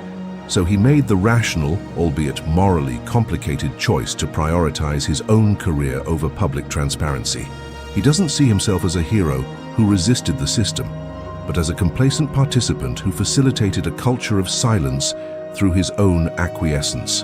There is also a third layer of dynamics that Thomas describes that complicates the issue. There are genuinely cases where families of missing or deceased persons express a preference for not knowing complete details if those details are disturbing. The pain of losing a loved one is devastating, and some family members create narratives that allow them to process loss in ways that preserve some measure of peace of mind. A ranger who insists on sharing every anomalous and disturbing detail may be causing additional suffering without providing corresponding value if details do not lead to definitive answers or the person's recovery. Thomas describes a specific case where the family of a man who disappeared in Yosemite eventually explicitly asked rangers to stop providing updates on every little discovery or theory, saying that the constant cycle of hope and disappointment was unbearable, and that they preferred to believe their loved one had died quickly in an accident rather than contemplate more sinister or inexplicable possibilities. And in cases like this, there is genuine argument that compassion for family should sometimes outweigh abstract commitment to complete transparency. But Thomas also argues that using family comfort as a universal justification for not sharing complete information is an abuse of genuine principle, that there is a difference between respecting the expressed preferences of a specific family and having a general policy of minimizing or omitting anomalous aspects of all cases. Because for every family that prefers not to know, there are others that desperately want every detail, no matter how disturbing, hoping that some element will lead to an answer or closure. And these families deserve complete information instead of sanitized versions that leave obvious questions unanswered. The truth about the fourth layer of dynamics that contributes to a culture of silence is the role of the media and how the Park Service has learned over decades that any unusual or mysterious information will inevitably be sensationalized. Thomas describes cases where details about anomalous aspects of disappearances leaked, either through families sharing with the media or through leaks from rangers, and were turned into sensationalist headlines about Bigfoot mysteries or supernatural danger zone, or other characterizations that the Park Service saw as harmful and unhelpful. And in response to these experiences, general policy evolved to share only the minimum necessary information with the public, provide only carefully worded official statements, and instruct rangers to direct all media inquiries to designated public relations officers. It is a defensive policy that makes sense from a public relations management perspective, but whose effect is to create an environment where transparency is structurally discouraged and where information that could be valuable to researchers, families, or other visitors planning trips is systematically withheld. The impact of all these layers working together is to create a system where individual rangers, even those with considerable integrity and courage, find it extraordinarily difficult to resist the pressure to remain silent. And Thomas describes how, over the years, he became progressively better at rationalizing his own participation in the system, telling himself that he was doing important work protecting visitors and that unexplained aspects of some cases were simply part of a wilderness mystery that would probably never be fully understood. He convinced himself that silence was professional and appropriate rather than complicit and problematic. But after retiring in 2020, free from the pressures of an active career, Thomas began to question the rationalizations he had constructed. He saw continuing cases of people disappearing in parks under circumstances that echoed patterns he had documented in personal notebooks over decades. He saw families making public appeals for information, clearly dissatisfied with the official statements they received. And the weight of years of silence, the weight of prioritizing his own career over the transparency he knew the public deserved, became progressively more intolerable. Thomas describes not being able to sleep well some nights, mentally revisiting cases, questioning whether his silence had contributed to putting other people at risk by not warning the public about patterns he had identified. The decision to speak publicly was not taken lightly or impulsively. Thomas spent over a year after retirement considering whether he should, consulting Sarah about potential consequences, worrying about reactions from former colleagues who might see him as betraying an unwritten code. But he eventually concluded that doing the right thing, providing information that the public has a right to know in order to make informed decisions about their own safety, was more important than maintaining loyalty to a system he now sees as fundamentally flawed in its commitment to transparency. Now I want to delve even deeper into this subject, because when Thomas finally decided to speak publicly about experiences and patterns he had witnessed over decades, one of the first things he did was seek out other retired rangers he suspected might have had similar experiences. And what he discovered was simultaneously validating and unsettling. He wasn't alone, not even remotely. There was a small but growing network of retired National Park Service professionals who were sharing remarkably similar experiences, who had kept personal records of anomalous cases, and who were also grappling with the moral weight of years of silence. And when multiple independent professionals with decades of combined experience begin to corroborate patterns that each thought perhaps only they had noticed, it transforms what might be dismissed as individual paranoia into something that deserves to be taken much more seriously. Thomas's transformation from feeling isolated and preoccupied to discovering a community of like-minded voices began when he contacted a retired ranger named Robert Jennings, who had worked at Glacier National Park in Montana for 26 years before retiring in 2018. Thomas had met Robert casually at conferences over the years and recalled that Robert had once, in a private conversation late one night after a long day of training, mentioned having had nighttime experiences at Glacier that he couldn't explain. When Thomas contacted Robert after his own retirement and explained that he was considering speaking publicly, Robert responded with what Thomas describes as palpable relief at finally being able to discuss experiences openly. Robert describes a pattern of nighttime encounters in Glacier that almost exactly echoes what Thomas witnessed in other parks.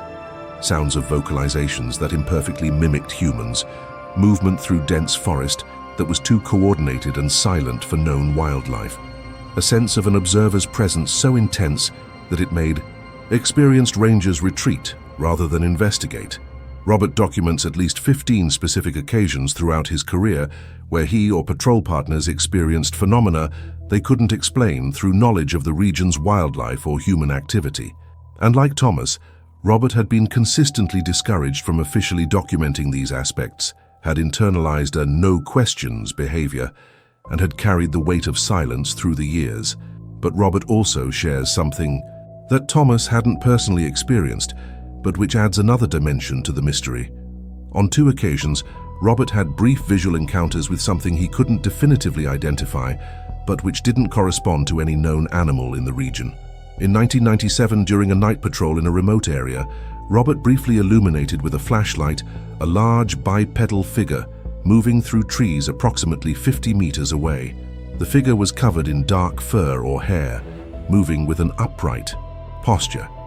And when the flashlight beam hit it, it turned for just long enough for Robert to see what appeared to be a face with features that were almost, but not completely human, before turning and disappearing into dense vegetation with a speed that Robert describes as impossible for a human, carrying the weight of equipment. Robert's mindset at that moment was one of absolute shock, followed by an immediate attempt to rationalize what he had seen. He told himself it must have been a bear in a rearing posture, That darkness and a flashlight had created the illusion of bipedalism, that his brain had filled in details that weren't really there. But part of him, a part he couldn't completely suppress no matter how much time passed, knew that what he saw wasn't a bear, that its movement and posture were unmistakably bipedal and coordinated in a way that a bear simply isn't. And when he reported in the following briefing that he had seen something large and unidentified in the area, the response was exactly the kind of gentle redirection he now recognized as standard. Probably a bear. Nighttime lighting deceives perception. We don't put speculation in reports. The impact of Thomas discovering that Robert had had such similar experiences, including aspects that went beyond what Thomas himself had witnessed, was one of profound validation, but also of growing unease about the scale of what was being systematically undocumented or undiscussed publicly. And Robert mentioned other retired rangers from Glacier and nearby parks, whom he had spoken to confidentially, and who had expressed similar experiences. The network was beginning to reveal itself. Thomas also connected with a woman named Dr. Patricia Santos, who had served as search and rescue coordinator in Great Smoky Mountains National Park for 25 years before retiring in 2016. Patricia held a PhD in psychology, in addition to decades of hands-on experience in search operations, a combination that gave her a unique perspective on missing persons cases. And like Thomas, Patricia had kept an unofficial personal record over the years, in her case documenting not only anomalous physical aspects of cases, but also psychological patterns in testimonies from survivors who were found or from children who described experiences while lost. Patricia's career journey had convinced her that there was a genuine phenomenon of young children being found in impossible locations and consistently describing being helped by a big person or friendly animal in ways that couldn't be easily dismissed as traumatized imagination. Patricia had conducted careful interviews with at least 18 children over the years who were found after being lost, using child-appropriate forensic interview techniques that minimized suggestion or leading questions. And the consistency of descriptions across independent cases, children of different ages in different years, in different locations, all describing entities with similar characteristics, convinced Patricia that testimonies deserved to be taken more seriously than they were officially. Patricia describes the specific case of a 6-year-old girl in Smokies in 2007 who was found after being lost for 3 days, approximately 9 miles from where she had disappeared in extremely difficult terrain. When Patricia interviewed her at the hospital after the girl had been medically evaluated and determined to be in surprisingly good condition, the girl described, in consistent detail through multiple interviews, that a large hairy man who smelled of trees had found her crying, had carried her on his back for a long time, had shared fruit that had no seeds, and had kept her warm during nights by building shelter from branches and lying next to her. The girl drew pictures of the hairy man that showed a bipedal figure with proportions that did not exactly correspond to a human or a bear, but something in between. And when Patricia tried to include details of the girl's testimony in the official case report, she was instructed by her supervisor that child's interpretation of a traumatic event was not appropriate for official documentation and that she should stick to verifiable facts that the girl was found, assessed, and safe. Patricia, who had training in developmental psychology and knew how to assess the credibility of a child's testimony, felt that the instruction was fundamentally unfair to both the child and future families who might benefit from understanding patterns, but she lacked the authority to resist the supervisor's directive. The truth about other retired rangers that Thomas discovered through his growing network is that each had experienced a similar version of his journey, witnessing anomalies, attempting to document or discuss them, being redirected, eventually internalizing silence, then struggling with moral weight after retirement. There is retired Yellowstone Ranger James Chen, who kept photographs of anomalous footprints he found on 5 different occasions over 21 years, footprints that were consistently human in general shape, but with dimensions and proportions that did not correspond to any known human. There is former Olympic National Park wildlife specialist Dr. Maria Rodriguez, who documents multiple incidents of sniffer dogs exhibiting refusal behavior in specific areas, behavior that could not be explained through training or environmental conditions. and, perhaps more, revealing. There is a growing number of still active rangers who contact retired veterans who speak publicly, expressing gratitude confidentially through anonymous emails or private conversations at conferences. These active rangers describe being relieved that retired veterans are finally breaking their silence because they themselves cannot without risking careers, families to support, and pensions they have not yet reached. They share that they know about problematic areas, that they have witnessed or participated in cases with anomalous elements, that they feel the same unease about the culture of not asking questions, but that they are not in a position to speak openly. The impact of this emerging network of voices is to create a sense that truth is beginning to seep through cracks in the institutional culture of silence. It's not an avalanche yet, it's a trickle, but it's consistent and growing. And as more retired rangers recognize that they are not alone, that their experiences are shared by colleagues across multiple parks and decades, the courage to speak publicly is increasing. There is a collective recognition that by remaining silent to protect careers and conform to institutional expectations, they inadvertently contributed to keeping the public uninformed about wilderness realities they deserve to know. Thomas describes a recent conversation with a group of 6 retired rangers from different parks who met at a conference on park management. All had served for more than 20 years, all had witnessed anomalous aspects of missing persons cases, all had participated in a culture of silence during their active careers, and the consensus among the group was that the moral obligation to speak out, especially in the age of social media where information can be shared directly with the public without relying on traditional media or official channels, outweighs the discomfort of potentially damaging their own reputations or facing criticism from former colleagues still within the system. There is also recognition among these retired rangers that by speaking out, they are creating pressure for the Park Service to be more transparent, to begin taking anomalous aspects of cases more seriously through proper scientific investigation instead of institutional minimization, and to develop policies that balance the need to maintain public trust with the obligation to provide complete and honest information about known risks and observed patterns. Change will not happen overnight, but movement is beginning, and each additional voice that joins makes it harder to maintain the status quo of silence. Comment below. Multiple voices matter.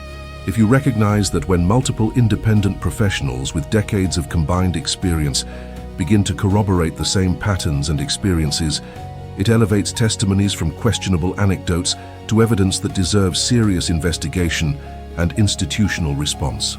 Now I want to delve even deeper into this subject, because after hearing Thomas's experiences and the disturbing patterns he has identified over decades, the obvious and urgent question that arises is, what does this mean for me as a national park visitor? How do I protect myself and my family when information that ideally should be publicly available is being systematically withheld or minimized? And Thomas, with the typical responsibility of an experienced ranger, is very clear that his goal in speaking is not to create panic or discourage people from visiting parks, but rather to provide practical advice based on insider knowledge on how to navigate wilderness in a way that respects the reality that there are aspects we don't fully understand, and where extra caution can make a critical difference. Thomas begins by emphasizing an important statistical context that he doesn't want to be lost amidst disturbing stories.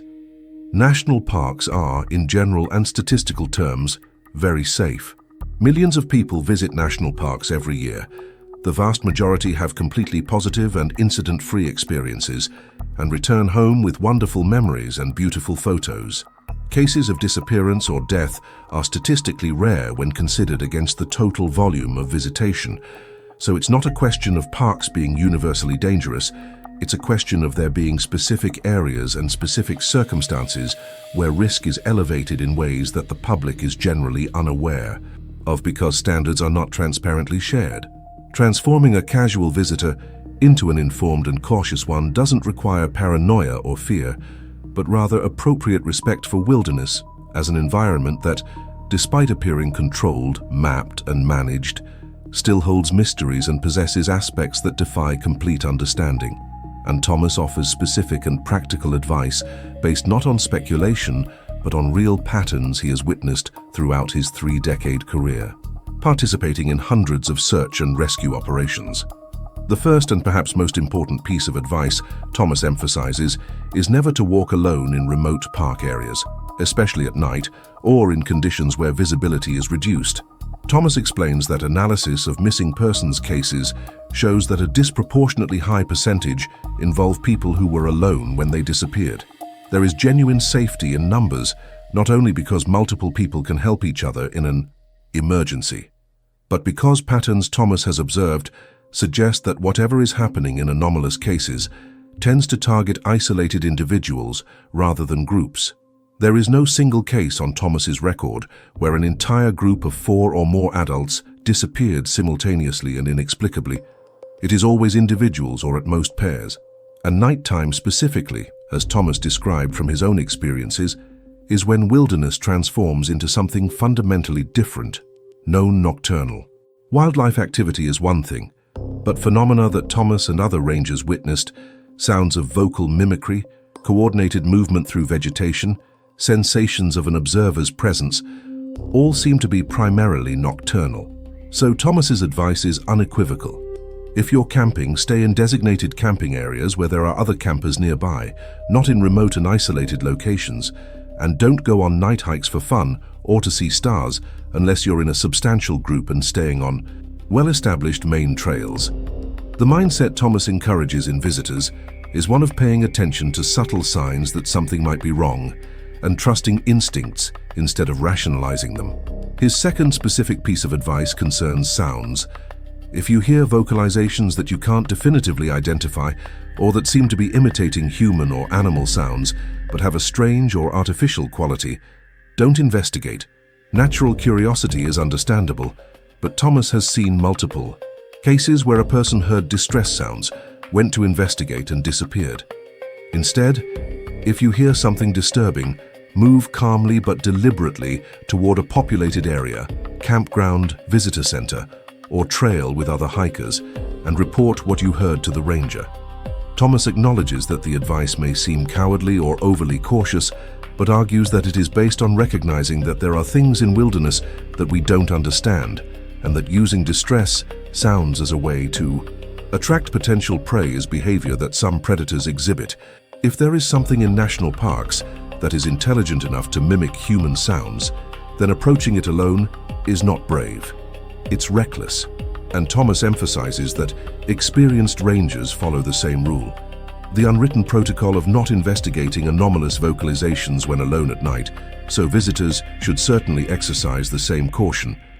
Thomas's third piece of advice is about trusting your gut feeling of discomfort or being watched. He explains that through evolution, humans developed survival instincts that detect danger through subtle signals that consciousness doesn't fully process. The sensation of hairs on the neck standing on end, a sudden state of alert, unexplained discomfort in a specific area. These instincts exist for a reason. They were refined through millions of years of ancestors surviving in dangerous environments. And in modern wilderness, where most people live urban lives and have lost touch with their instincts, the tendency is to rationalize sensations, telling oneself that one is being silly or paranoid. But Thomas's advice is to do the opposite. If you feel intense and unexplained discomfort in a specific area, or a feeling of being watched that is strong enough to create a state of physical alert, trust it and leave the area. There's no need to panic, but move calmly and deliberately to a more open or populated area. Thomas describes that in retrospective cases he studied, there are multiple instances where people later reported feeling discomfort in an area just before something bad happened, but ignored the sensation and continued on. Instincts may be detecting signals that consciousness doesn't process, subtle smells or subliminal sounds, or other stimuli that indicate the presence of something that is a legitimate reason for caution. The journey of protecting children specifically requires even more rigorous attention based on patterns Thomas has identified.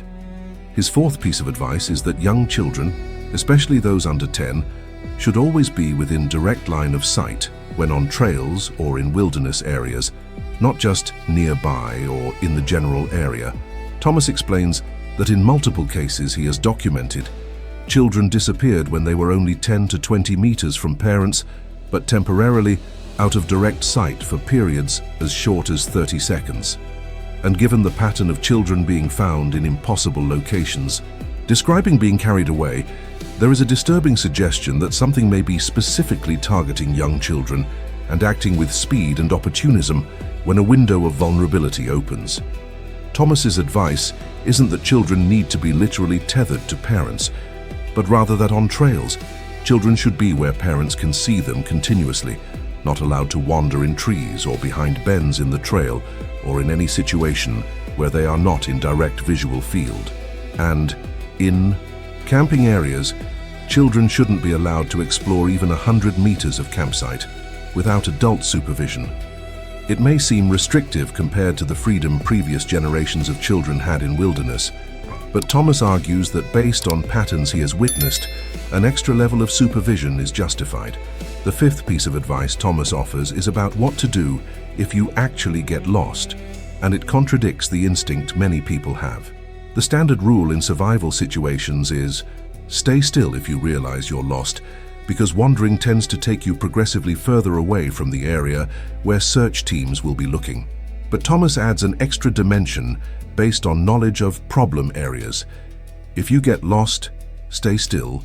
Use an emergency whistle at regular intervals to signal your location, but if possible, try to reach an open or elevated area where you are more visible from the air and where you are less isolated by dense vegetation. Because the pattern, Thomas observed, is that anomalies tend to happen in specific sections of dense forests, and if you are lost in such an area, staying still there may not be ideal. The impact of Thomas's sixth piece of advice is about civic engagement in improving understanding of patterns. If you have a strange or disturbing experience in a national park, report it to rangers even if it seems silly or you think it will be dismissed. Thomas explains that while individual reporting may not receive serious official attention due to the culture he described, it contributes to an informal database that rangers maintain and can help identify areas that are becoming problematic. And if enough people report similar experiences in a specific area, it eventually creates pressure for some form of response, even if it's just increased patrols or improved signage. Thomas also encourages people to document their experiences in writing with specific details, including GPS location if available, time of day, weather, conditions, and an accurate description of what was witnessed, and to share this documentation not only with rangers, but also on public platforms such as social media or forums dedicated to national parks, because transparency enforced through public pressure is what will eventually change the institutional culture of silence. The more visitors come forward with similar experiences, the harder it becomes for the Park Service to minimize or ignore patterns. Now, I want to delve even deeper into this subject, because after hearing everything Thomas witnessed over 3 decades, after understanding the culture of silence he participated in, after receiving practical advice based on patterns he identified, there is one final question that needs to be answered. Why now? Why did Thomas Martinez, years after a comfortable retirement, when he could simply be enjoying time with his family and enjoying the pension he earned through decades of dedicated service, decide to risk his reputation and potentially alienate former colleagues by speaking publicly about truths that have been kept quiet for so long? And his answer is both personal and profoundly moral, revealing a transformation from someone who prioritized career and institutional conformity to someone who can no longer live with the weight of silence. Thomas explains that the decision was not taken lightly or impulsively. It wasn't a case of waking up one day after retirement and suddenly deciding to speak out. It was a gradual process that unfolded over months and eventually years of growing unease, of sleepless nights mentally revisiting cases, of conversations with his wife Sarah about moral obligations and potential consequences, of grappling with the fundamental question of what he owes the institution he served versus what he owes the public that the institution is supposed to protect, and the specific catalyst that finally pushed him from passive consideration to action was a series of recent cases throughout 2022 and 2023, where he saw terribly familiar patterns, but knew that families were not receiving complete information about the history of areas where loved ones had disappeared. Thomas specifically mentions the case of a 42-year-old man named Michael Torres, unrelated to the previously mentioned supervisor Michael Torres, who disappeared in Yellowstone in July 2022 while hiking alone. Thomas followed the case through media and informal contacts with still active rangers and recognized elements that echoed patterns he had documented in personal notebooks over decades. An experienced wilderness man disappearing off the trail in clear conditions, a massive search yielding no discoveries, and critically, the specific area where he disappeared was a section Thomas personally knew as having a history of multiple disappearances over the years, one of the problem areas that veteran rangers informally recognized. Thomas's mindset, while following the case, was one of growing frustration, because he knew that if Michael's family had been informed before the trip that a specific area had an anomalous history, perhaps Michael would have chosen a different route, or at least taken extra precautions and wouldn't have hiked alone. But this information wasn't shared because it's not Park Service policy to publicly disclose problem areas. And Thomas began to question whether his silence, his passive participation in a culture of non-sharing of standards, had indirectly contributed to putting Michael and others at risk. The weight of complicity through silence became intolerable. There was also the case in 2023 of a 6-year-old girl who disappeared in the Great Smoky Mountains and was found alive 2 days later in a location approximately 7 miles from where she had disappeared, a distance and terrain impossible for a child of that age. When the girl was interviewed, she described being carried by a big, hairy person who was nice to her. A description Thomas recognized as almost word for word similar to testimonies he had collected from other children over decades. But in media coverage and official statements from the Park Service, the girl's story was downplayed as a child's imagination processing a traumatic experience, the same dismissive explanation Thomas had seen consistently applied over the years. Thomas describes how, upon seeing these recent cases and recognizing that patterns persisted, that families continued to not receive complete information, that a culture of silence remained intact, even as generations of rangers retired and were replaced by new ones. He realized that if he didn't speak up, if rangers of his generation didn't break the silence, patterns would never be officially acknowledged, serious scientific investigation would never be conducted, and the public would continue to be kept uninformed about wilderness realities they deserved to know in order to make informed safety choices. The journey to making the final decision to speak publicly involved long and honest conversations with Sarah, who, as a former ranger herself, understood both the weight of Thomas's experiences and the potential risks of speaking out. Sarah admitted to having her own experiences and observations over the years that she had similarly kept quiet about, and that she too struggled with the moral issue of silence versus transparency. And eventually, Sarah said something that Thomas describes as a turning point. If we who have dedicated entire careers to protecting park visitors are not willing to risk a little social discomfort to share truth that could literally save lives, then what have our careers really meant? Protection is not just about responding to emergencies, it's about preventing emergencies through honest information. The impact of this conversation was to crystallize for Thomas that the moral obligation to speak out outweighed the discomfort of potentially damaging reputations or alienating former colleagues. He fully acknowledges that some rangers he worked with over the years see him as a traitor to the unwritten code, as someone who is harming the institution they both served by speaking publicly about aspects they would prefer to remain internal. Thomas received emails and messages from some former colleagues expressing disappointment or even anger, accusing him of creating unnecessary panic or promoting conspiracy theories, of not understanding the bigger picture, of the need to maintain public trust in parks. Thomas admits that criticism hurts, that he has built friendships over decades with people who now view him negatively, and that there is a real social cost to speaking out. But he has also received messages of gratitude from families of missing persons, from retired rangers expressing relief that someone is finally saying publicly what many know privately, and from park visitors saying that his information has changed how they approach wilderness safety in ways that can make a critical difference. And for Thomas, validation that he is doing the right thing comes not from approval by the institution he served, but from recognition that he is honoring a fundamental commitment to protecting the public through honest transparency. The truth about Thomas's final appeal is that he wants to be absolutely clear about what he is and is not claiming. He is not saying he definitively knows what is causing the anomalous patterns he has observed. He is not promoting any specific theory about Bigfoot or extraterrestrials or any particular explanation. He is simply saying that there are phenomena occurring in national parks, patterns in disappearances, and discoveries that are documented and real, but defy explanation through conventional scenarios of people getting lost or having accidents with known wildlife.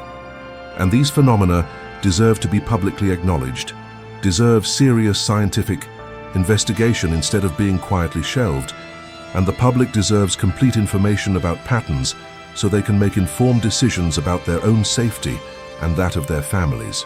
Thomas argues that acknowledging we don't fully understand everything that happens in wilderness isn't an admission of failure or incompetence on the part of the Park Service. It's simply appropriate honesty about the limits of current knowledge. Wilderness has existed for millions of years. Humans have only studied it scientifically for centuries, and it's arrogant to assume we've completely catalogued every aspect of complex ecosystems or that we understand every possible interaction between humans and the natural environment. There should be room to honestly say, there are things happening that we don't fully understand, and while we work to understand them better, here's information on patterns we've observed so you can take appropriate precautions. Thomas concludes with a statement that summarizes his central motivation in a way that is simultaneously humble and powerful. If even one family is spared tragedy because they heeded the standards he and other retired rangers are sharing, if even one child doesn't disappear because parents maintain direct line of sight based on his advice, if even one lone hiker decides not to trek in a remote area alone because they understood the risks based on honest information, then risking reputation, facing criticism from former colleagues, breaking the unwritten code of silence will all have been completely worthwhile. Because in the end, the fundamental purpose of being a ranger is not to protect the institution or maintain comfortable narratives. It's to protect people. And sometimes protecting people requires the courage to speak uncomfortable truths, even when there is pressure to remain silent. Comment below, courage to speak, if you recognize that Thomas's decision to prioritize public transparency and visitor safety over institutional loyalty and personal comfort exemplifies moral integrity that should be respected even by those who disagree with some aspects of his testimony. If you've made it this far, to this final point in Thomas Martinez's testimony and revelations about what really happens in the mountains at night when experienced rangers patrol alone, it's because you understand that there are truths about national parks that go far beyond pretty postcards and sanitized tourism experiences.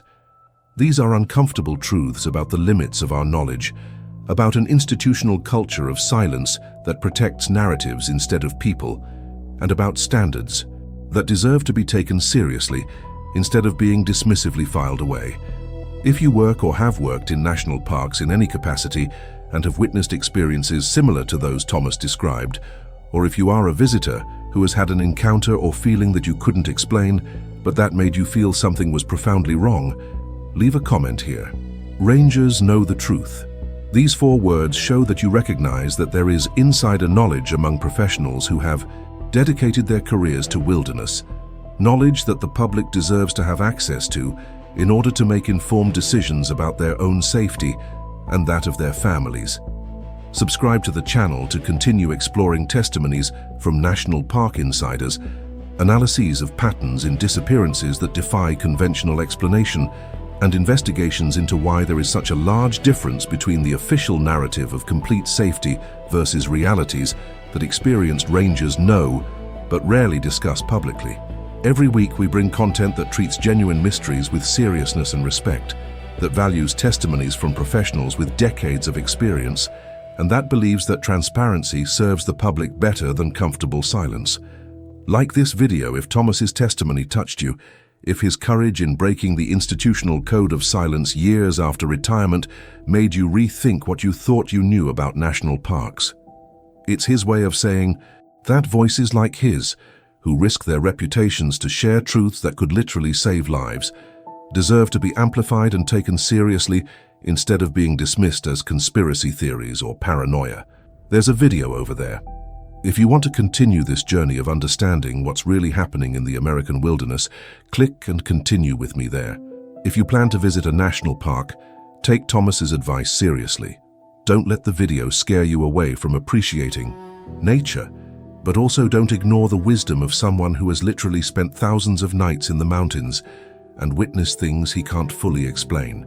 Informed caution based on real-world patterns isn't paranoia. It's appropriate respect for an environment that, despite all our technology and mapping, still holds mysteries we don't fully understand. Keep children in direct line of sight. Don't hike alone in remote areas. Trust your instincts if you feel unexplained discomfort. And if you hear something strange at night, don't investigate, go to a populated area. Simple advice that could make a critical difference. Thank you for being here, for listening to Thomas's full testimony, for taking seriously both his experiences and the moral weight he carried through years of silence. Voices like his are rare and valuable, and the more people listen and take them seriously, the more pressure there is on the National Park Service to be more transparent about standards and to conduct proper scientific investigation of phenomena that are currently simply ignored or minimized. We'll see you at the next investigation. And please, if you go into the wilderness, go with informed caution and return safe.